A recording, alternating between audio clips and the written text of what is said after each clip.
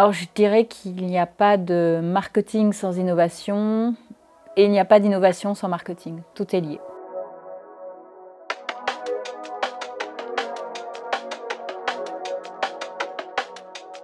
Alors ça a été la première opportunité que j'ai eue professionnelle.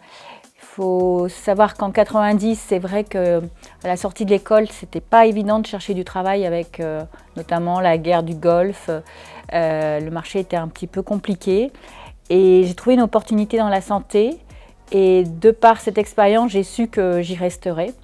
Je resterai à l'international et je resterai dans la santé et vraiment être au service des patients, ça donne beaucoup de sens dans une vie professionnelle.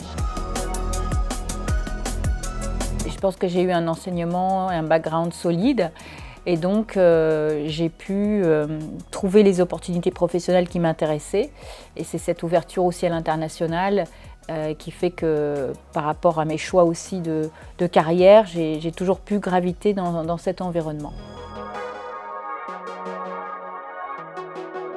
Alors je dirais qu'il n'y a pas de marketing sans innovation et il n'y a pas d'innovation sans marketing. Tout est lié. Et si on conçoit des offres, ce sont nos missions au niveau marketing. Si on n'a pas introduit aussi de l'innovation, que ce soit en termes de services et ou de produits, elles seront nettement moins attractives vis-à-vis des patients et des prescripteurs. Et puis on a une concurrence très exacerbée. Et il faut donc avoir des outils de différenciation et apporter de l'innovation.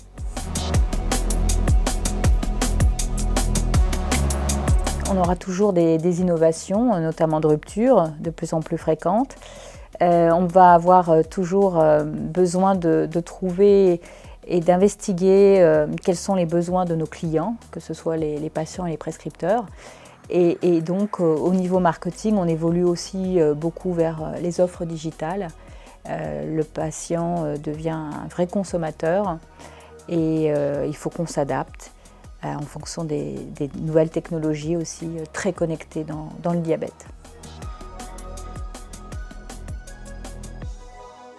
Toujours des projets passionnants, développer de belles offres et puis continuer. Il y a encore beaucoup de choses à faire et toujours aussi avoir l'innovation en perspective.